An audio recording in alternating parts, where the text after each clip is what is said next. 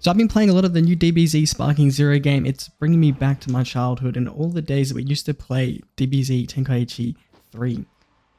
Definitely a blast from the past and we're loving it, but I've noticed that on the Steam Deck, the performance isn't anything to write home about, and that's because the gameplay and physics are tied to the frame rate. And the Steam Deck is not able to hold a constant 60, meaning that any dips make the game feel like it's lagging or slow and stuttery mess. So it's definitely not ideal for the Steam Deck at launch, or definitely with the default settings. But what I found that is if you play around with some of the settings outside the game, you can actually get it running in a much better state for the Steam Deck. And we even used this on a few car rides playing a split screen and was really impressed with the performance.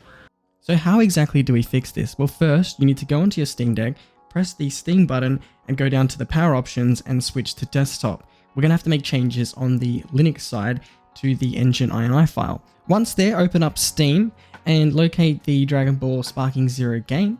Right click the game, go manage, and then browse local files. That should open up the Dolphin file browser in Linux. From there, make sure you go back to steamapps and then compactdata. Once you're in compactdata, we're looking for the folder labeled 1790600. And this is the folder that contains all of the game files that are normally stored on Windows for Dragon Ball SparkingZERO. Once you click into that folder, click PFX, drive C, users, click on steamuser, go to AppData, click into local, you'll see the SparkingZERO folder there, and then the saved folder, config, Windows. Now I'll put all of this in the description for the path. You want to open up the enginge.ini file. Now you'll see this text at the bottom here. This is what I've copied in. This is not here by default. When you open the file, you will not have any of the text at the bottom. I'll include a copy of the settings in the description below, but you want to make sure that you have the system settings square bracket and the options below. You'll see that I've set my fixed frame rate and frame rate limit to 30.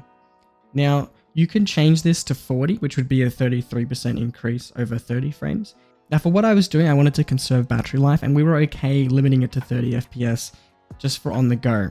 You may not be happy with this and you may want more frames. 40 is much more comfortable for the Steam Deck. Anything higher than that and you're definitely going to have dips as a result of the Steam Deck just not being powerful enough for the game, or it's not optimized well enough. Once you're done, make sure you click the save button and then you can close the file and go back to gaming mode on your Steam Deck.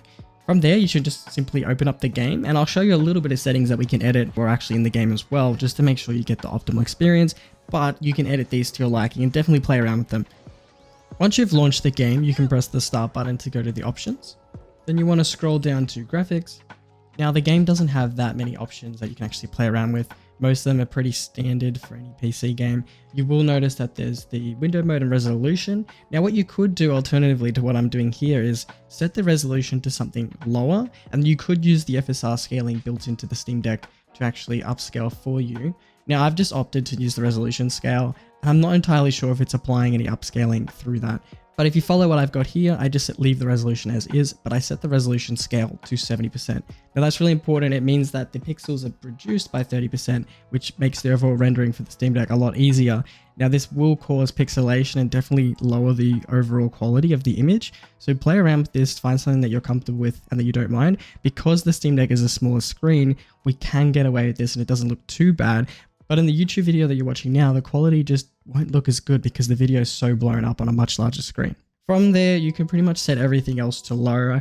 I did have some settings high, which you'll see towards the end, but really, if you just set everything low, you're going to be the safest bet for playing the game. That's pretty much it. From there, just jump into a match and you'll notice the difference almost straight away. The game being labeled as playable on Steam definitely is a head scratcher. Without this change, I would not play this. The experience is just not the best and the stuttering is a bit of a mess. But overall, we've been having so much fun with the game and being able to take it anywhere and just hook it up to a TV or just play it in the car with some friends in a split screen. Just the ability to be able to do that is just so much fun.